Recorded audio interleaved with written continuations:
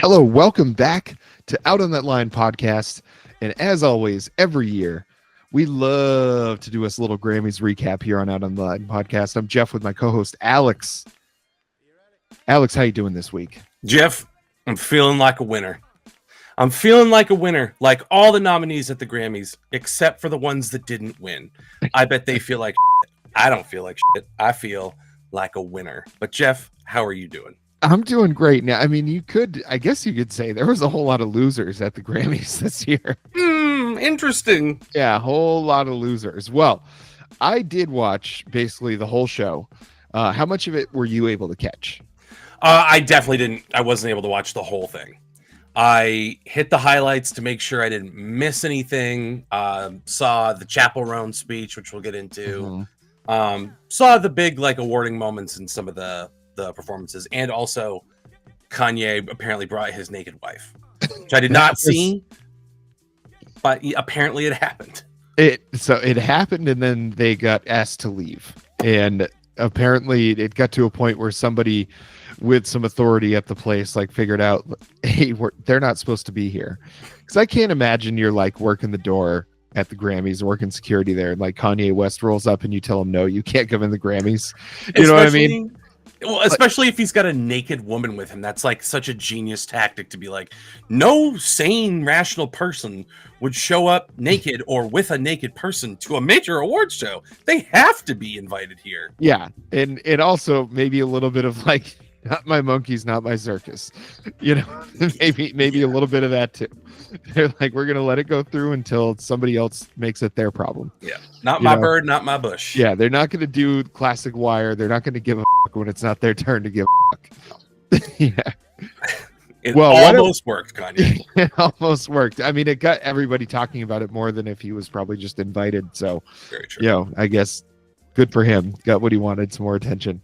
But we could start right out with talking about that Chaperone little speech she did there regarding the healthcare and the music industry. Yeah.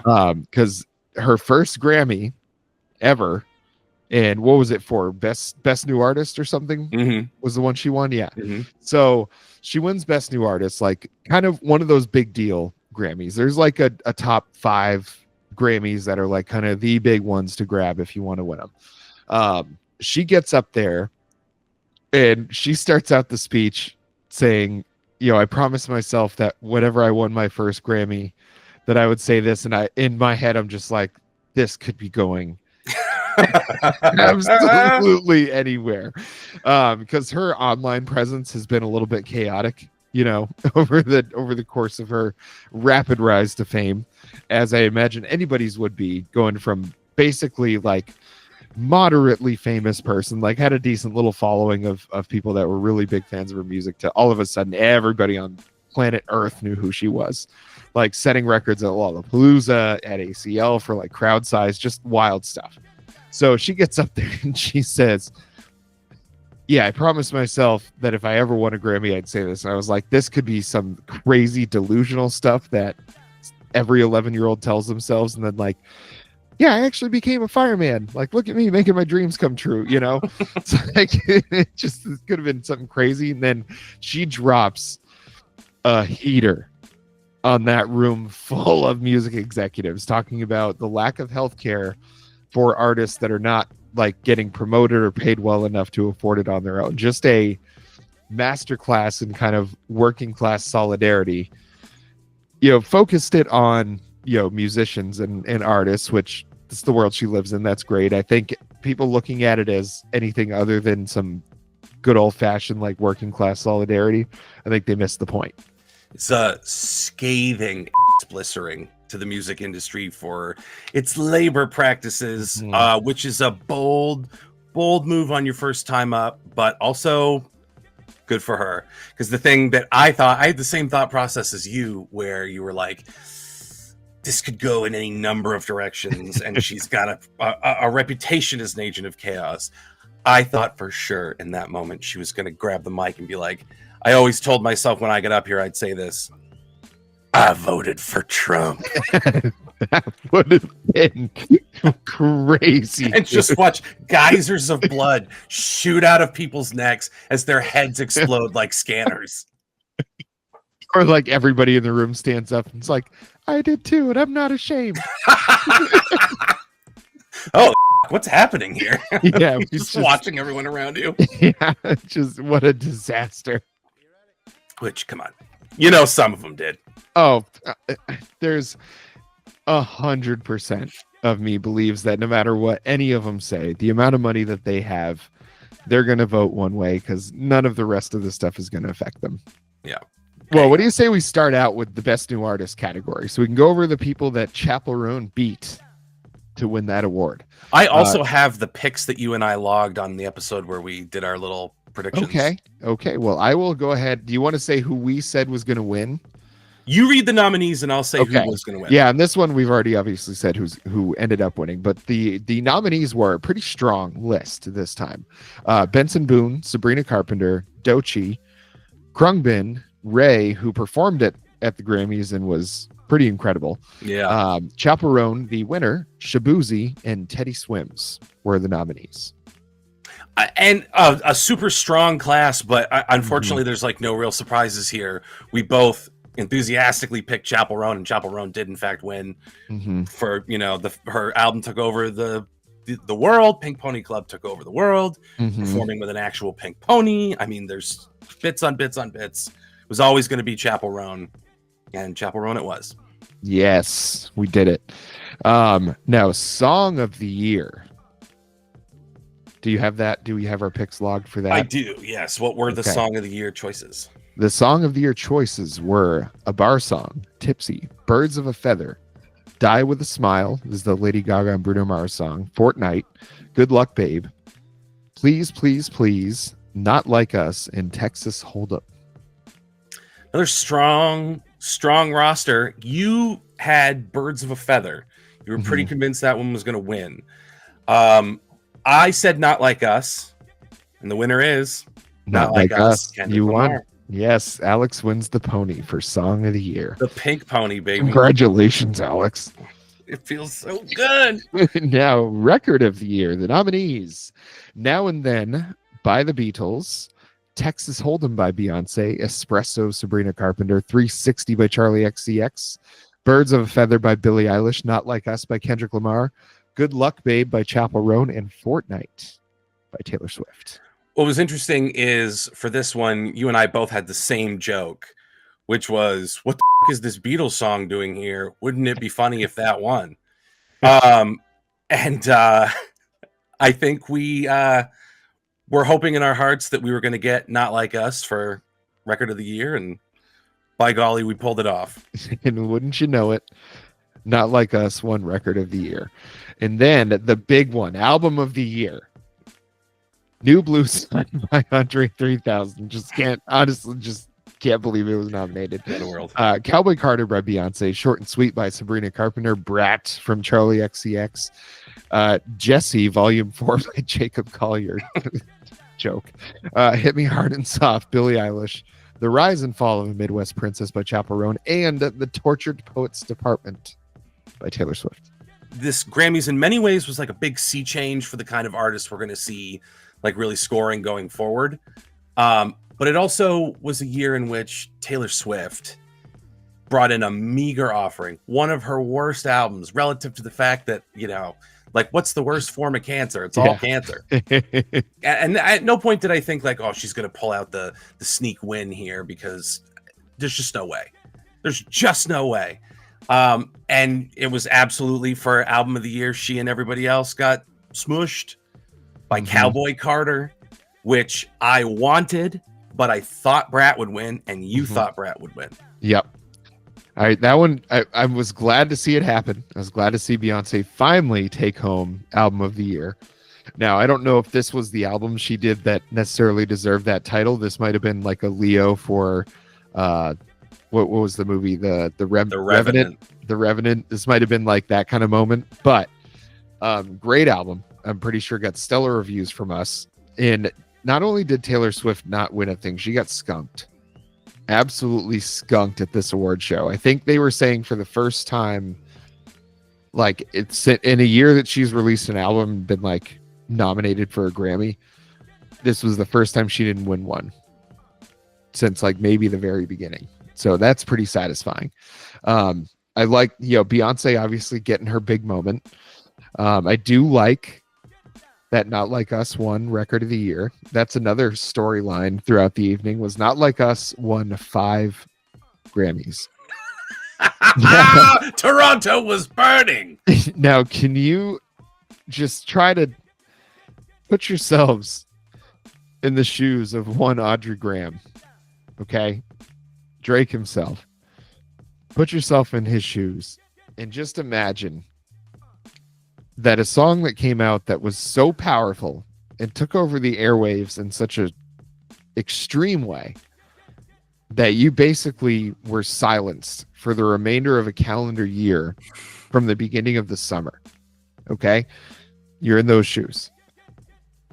It was so bad that you went and sued the record company because you said, there's no way this could have happened like this organically. They must have been juicing the numbers. And then you're sitting at home. You didn't go to the Grammys because I think you knew how this was going to go.